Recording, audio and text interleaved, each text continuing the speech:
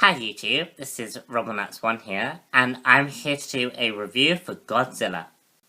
For me, this film had good bits and it had bad bits. I was expecting Godzilla to fight a bunch of monsters, do lots of property damage, and be very, very similar to Pacific Rim. This film... Sorry for the background noise, it's my friend's dog. The film is slightly the film was good, but slightly disappointing at the same time.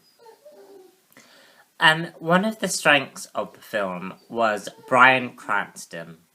My goodness, Bryan Cranston made... For the short time Bryan Cranston was in the film, I was enjoying it. Bryan Cranston brings a different energy to the film. And he's sort of the character we identify with in the film. He's sort of our protagonist. The way he is in the film is really good. Because he's sort of this obsessed, destroyed being who loses his wife in a nuclear accident in... I can't remember where it was, in Japan, in a nuclear plant. And he sort of loses his whole world, basically. And he sort of becomes this obsessive man who, who needs to find out, who sort of knows that the government, the Japanese government, is hiding something.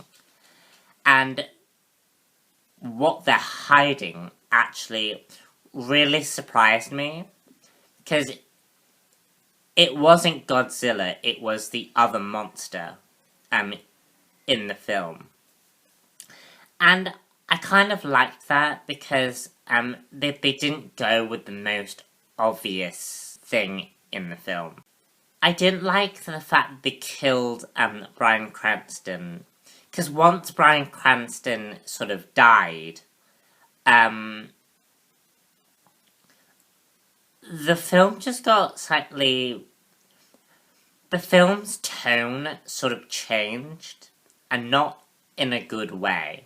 And a lot of the monsters were sort of hidden away until the very end of the movie. But the monster designs themselves were pretty impressive. Like Godzilla felt real, and the monsters felt real as well. And throughout the movie, if you've seen my Digimon trailer, which I'll leave a link here. If you've seen my Digimon trailer,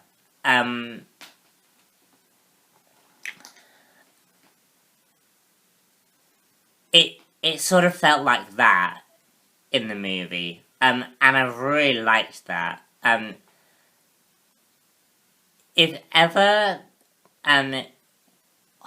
Hollywood wants to bring out something, do Digimon and do it like this. Because I really, really liked the designs for these monsters. And so the CGI was brilliant for the monsters. And I do feel like this Godzilla movie is definitely for the fans. This story is a very human story, and we do follow a lot of human characters. But I do feel that a lot of the human characters just weren't interesting enough. Like, Bryan Cranston made the movie interesting. Elizabeth Olsen and Aaron Taylor Johnson who both will be playing Quicksilver and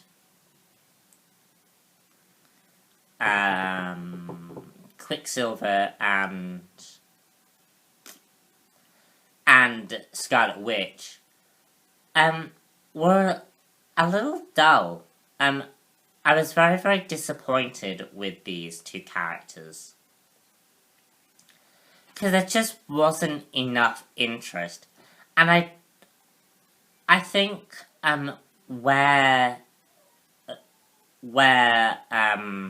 Captain America introduced these characters, they were kind of better, but seeing them actually act on screen, and I have seen Aaron Taylor Johnson play good roles before.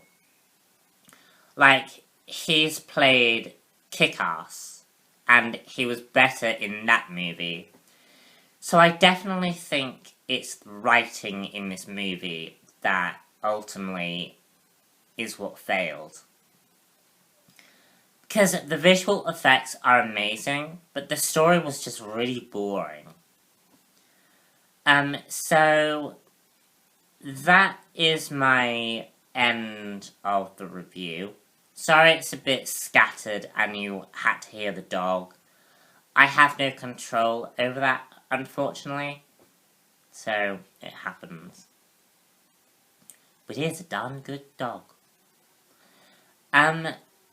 So that's it from me. The next film I will be going to see is X-Men 2, which I hope will be a lot better.